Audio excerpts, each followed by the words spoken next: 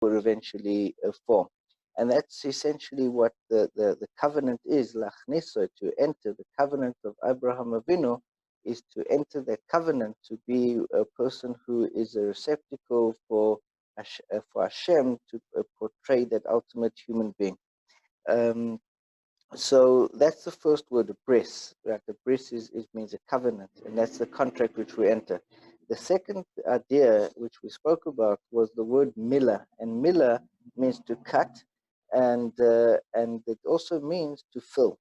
And it's a kind of a contradiction in terms. Normally, cut means to make something more empty, but with the milah, we're becoming full. And there's a book commentary called Sefer Chinuch explains that with the bris milah. So the idea is that we're born imperfect, and we have to do something to ourselves, or to physically do something to become a better human being.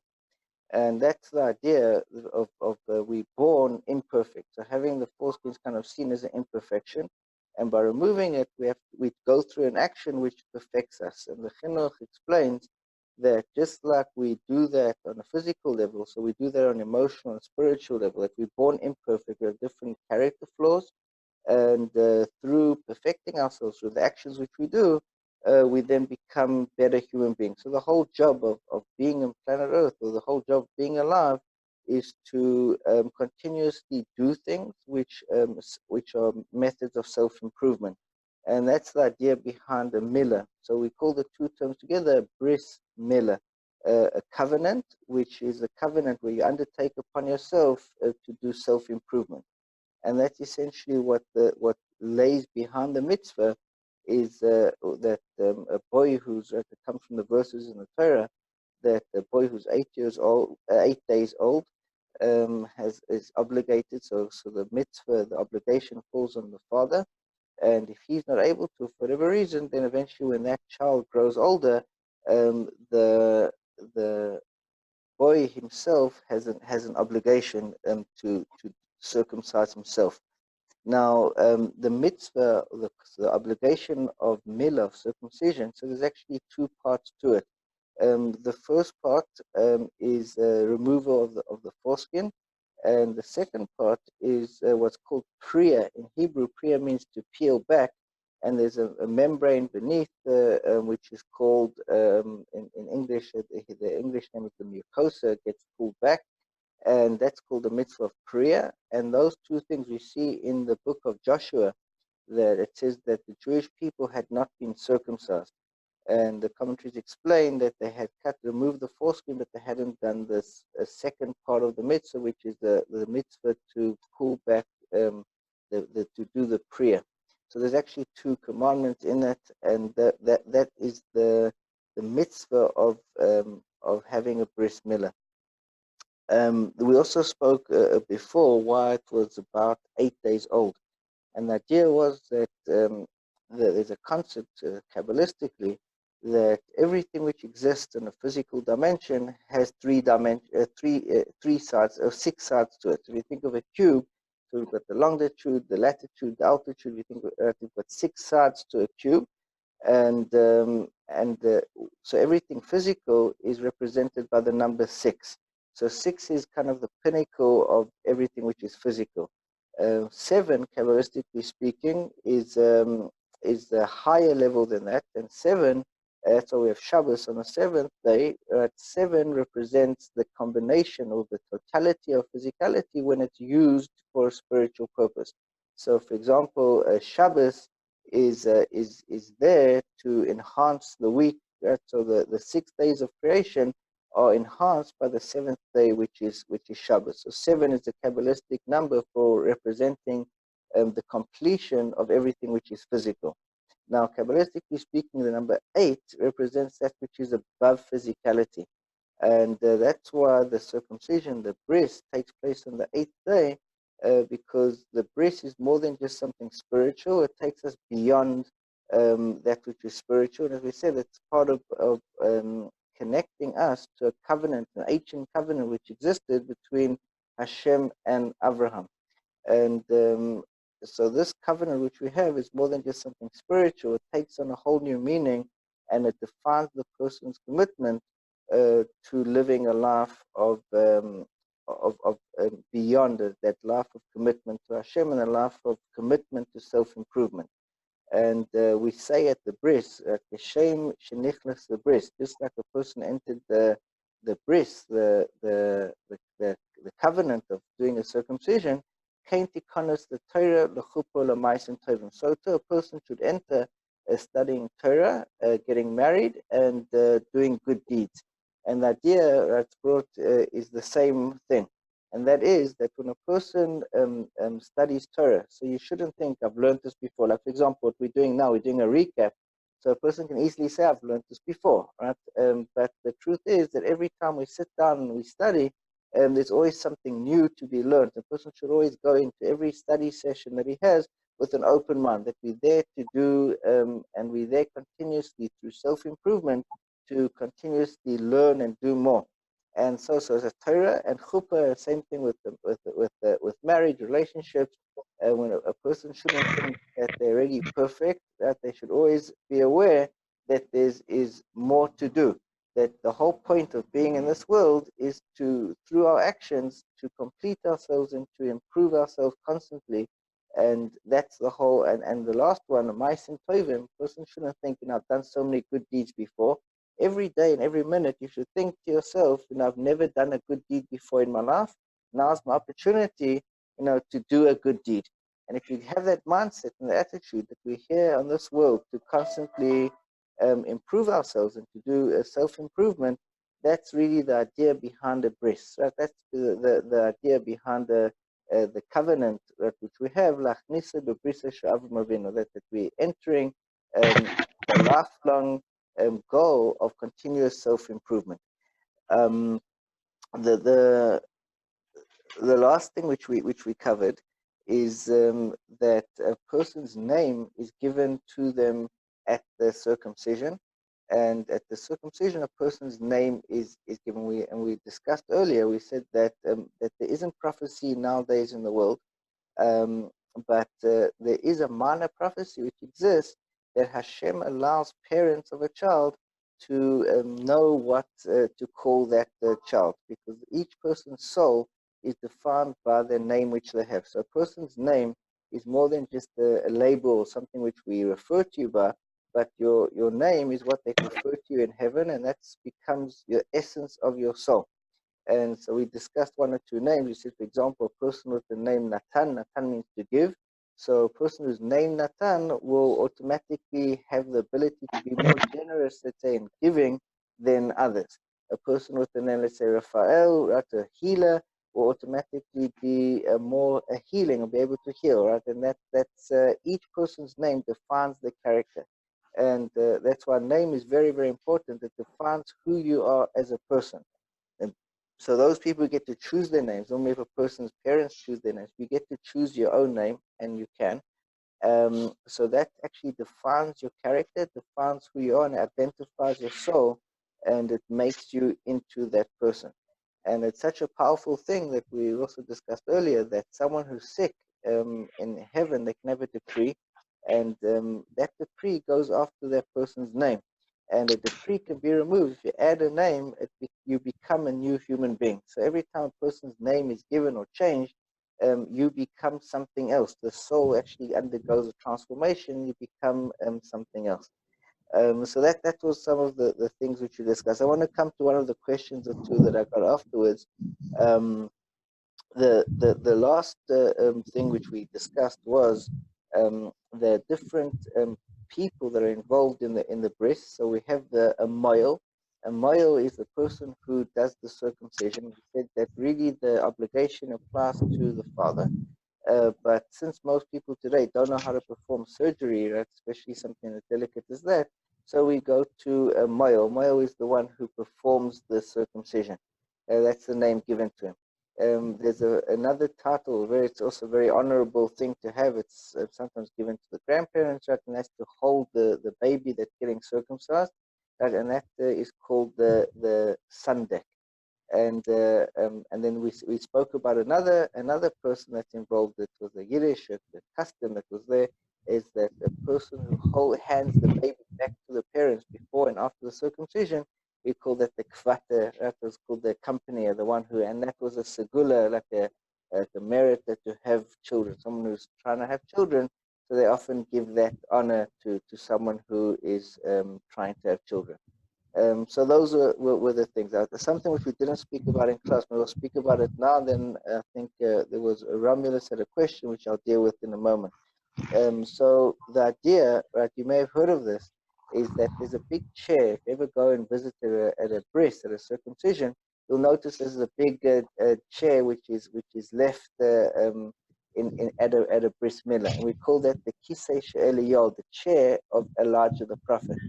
And the idea comes as follows: Elijah the prophet had a kind of a dispute, or kind of he fell into a deep depression with God just before the end of his life. Basically, Elijah the prophet was the only good Jew left in the Jewish nation, essentially. The king at that time was a very wicked man. His name was Achav. He was married to a queen, Izebel, right? And idol worship was rampant.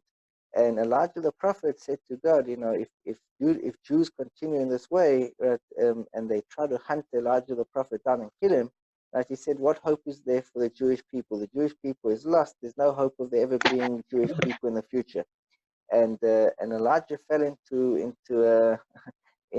a big depression, right? And he said to God, that there's no hope for the Jewish people. It's over.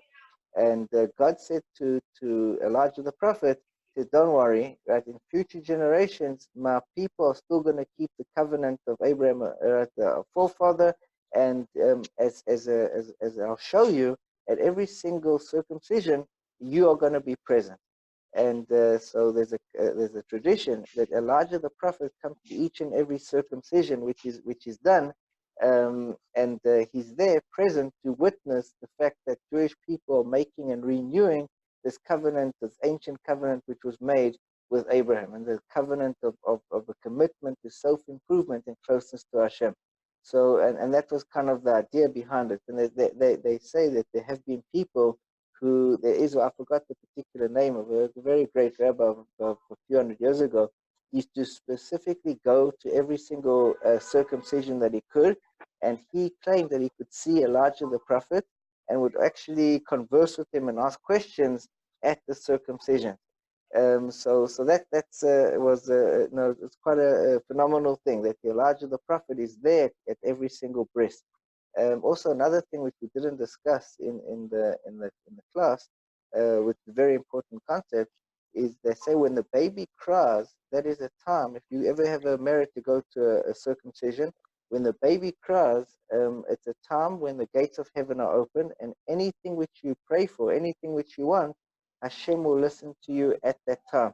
And the reason for that is because the baby, so to say, is innocent, and yet it's now being exposed to kind of excruciating pain, and its cry is kind of like the most deepful, pure cry. It's crying out for almost like in pain, and it's crying out because it's now undertaking a commitment to be close to Hashem. So that cry that the baby releases is kind of like the purest form of prayer that can go up to God. And anyone who speaks at that time, when the baby is crying, anything which you ask from God kind of attaches, that prayer attaches itself to the cry of the baby, and Hashem is particularly listens to. So that's a very, very important time. If you're ever at the circumcision, if you ever have something which you want to pray for, at the time of the circumcision is a time when prayers are especially potent and especially powerful. Okay, we'll take a question that came through. So one of the questions that came through was with regards to a female circumcision. And so I just want to clarify that the verse in the Torah, it comes in Leviticus. It says, "Himol lachem kol zachar." You should circumcise for yourself every male. And in Judaism, the mitzvah is only to circumcise males. There isn't any such a thing in Judaism as female circumcision, doesn't exist. Right? Other cultures have that. It's not part of Judaism in any way. And the reason for being with the males, there's a number of reasons. One of the reasons is that first of all, Abraham was a male, and God commanded with the male. But there's other higher, more loftier reasons besides that. And one of the reasons is because the male carries the seed, which is the one which is going to basically be used to further the offspring of this covenant. And it's actually brought in the Talmud that every day a person has witnesses, and for a man especially, that the witnesses testify: are you fulfilling your role as undertaking the obligation of self-improvement and closeness to Hashem? Now, what are the witnesses? So one of the witnesses is the person's circumcision. The person's circumcision, he walks around with it, and it acts as a witness, a constant witness, to say, yes, this person is wearing, so to say, or has a circumcision. It's a witness. So it's a witness for you. Another witness is tefillin. That the person wears, they call it in English, phylacteries, tefillin, out on your arm and your head. Right, that also acts as a witness. So if a person has two witnesses, you've got tefillin, he wears put on tefillin every day, and he's got a circumcision. So there's two witnesses which can testify for the person that he's undertaken the commitment to become close to Hashem in his lifetime. And that's a very powerful and potent thing. So when a person every night goes to sleep, those two witnesses go up and testify that although the person may have done transgressions during the day, but he's undertaken as a commitment, and we testify that he's undertaken the commitment to self-improvement. The other thing which acts as a witness is the mitzvah of Shabbos. And Shabbos also is a witness. The person, is, for example, has a circumcision, he keeps Shabbos. So then Shabbos and the circumcision have act as a witness, and they go and testify for the person that they have undertaken the commitment for self-improvement. And so it's an important thing, right, to have this bris milah, because not only is it an obligation for now, but it helps the person throughout their lifetime. That every single day, the circumcision testifies on you that you've undertaken. So that, although you may have messed up, you've done things which are wrong, but the fact that that's why we call it shomer habris, one who guards the covenant. So anytime a person undertakes on themselves to act in a way of purity and act in a way of self-improvement, he's called one who guards the covenant, right? One who guards this bris, this covenant which Abraham made. That was essentially what we spoke about today. We did bring one or two other stories, but yeah. So just the one question with the female doesn't apply in Judaism, and with regards to naming. So another question I got was when do in Judaism, when do females get to choose their name?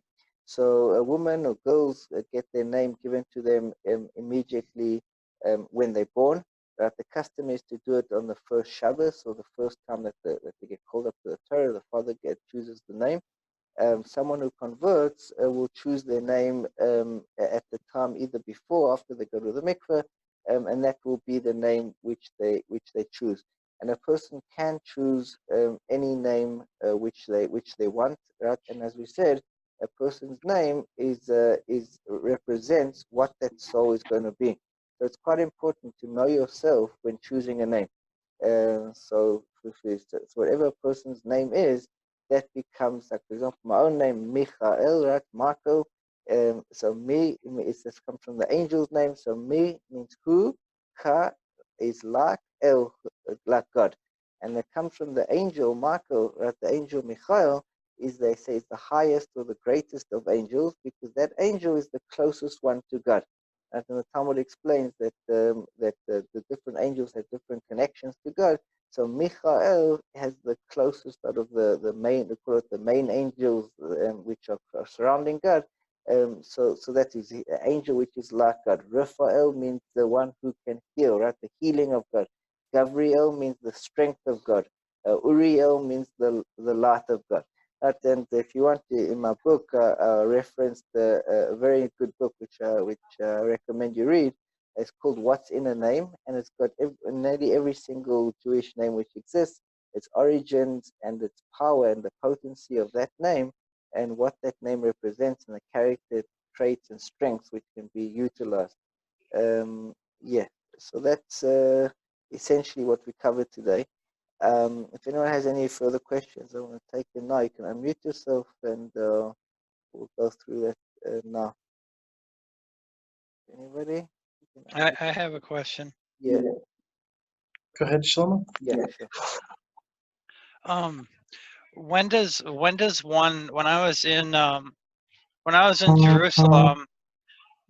was in Jerusalem, the rabbis had talked about conversion by doubt, and one of them had asked, "Well, when are you going to do it?" And I was like, "I'll do it right now." And I was kind of irritated about it because it's not something I like to think about. I mean, I know it's painless or whatever. I'm already circumcised, but mainly I told the one rabbi, I said, "Well, just do it tonight." That was when I was at diaspora, and when do we do that? Do we need to know how to speak Hebrew first? When does a man know when to do the conversion by doubt?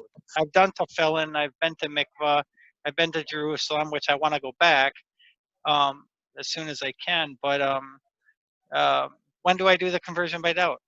Right.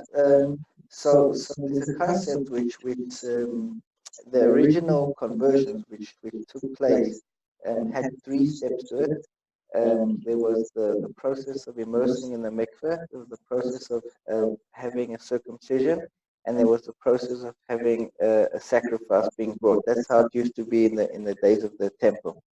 So there's a concept brought in the Talmud. It says, "Ger she'loi mal v'tovel," a convert who goes to the mikveh and doesn't have a bris, so that isn't yet a conversion. So a person would normally, the way they do it is, you would have if a person's already been circumcised, like medically, the portion has been removed, they do what's called a tafas dam bris. They do like a small prick and draw a drop of blood. And then after you've done that, you go to the mikveh, and then it's so you can do it before you go to the mikveh for the final conversion. That's usually the process which is done. I just don't know when I'm supposed to do it, and plus I travel all the time. Right. So in reality, you can do it as soon as you're ready. It's not a big. A person's already been circumcised, especially with adults. It's not a big process. It's actually pretty straightforward. It can take like 5-10 minutes, and it's done. So so if I was to do it, how do I know who to go to? right. So I would recommend you go to a moil, someone who's an expert in the practice of circumcision, so that you have it done in the proper format that it's supposed to be done. And thank you. Yeah. Yeah. You go to the moil, and the moil would sort you out. So whenever you're ready, you can do that. If you let me know what area you're in, I can maybe help you find a mile that's recommended near you. I can maybe help you with that. Well, I've seen Uzziah is on here, and I'm sure he would know of a place. And then there's the Rebbe that invited me here. But yeah, mainly just knowing, like, if I find a place and then being able to double check with somebody, because you would not believe what I've been through as far as places that I guess would present themselves as Orthodox. Yeah. And they're not that. It's it's almost like a play, like it's just a stage, and that's upsetting to me, and I don't need that. Yeah. And you can talk to me a lot about that. I've got quite a lot of experience. It's yeah, it's something to talk about, and it's definitely something that needs to be processed and dealt with and understood in the context to know where who's I'd love to hear from you, regarding those experiences that you've had, because very often people can get put off and turned off and hurt with people that are literally they're not doing the right thing. So if you want to talk about it, you can direct message me. I'm glad to uncover and explore some of those experiences that you've been through. Okay. Okay, does anyone have any other questions? I think Romulus, are you able to talk? I'm just fine. Basically, I'm at the airport, so I couldn't connect earlier. Oh, okay. Shabbat.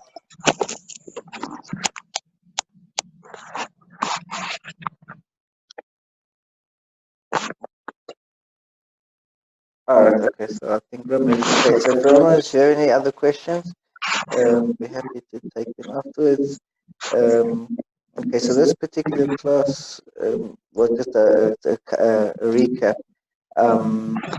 With next week, please God, what we're going to be doing is so we now started a new section, which is basically the life cycle of a person from birth to death, all the different important milestones that a person goes through.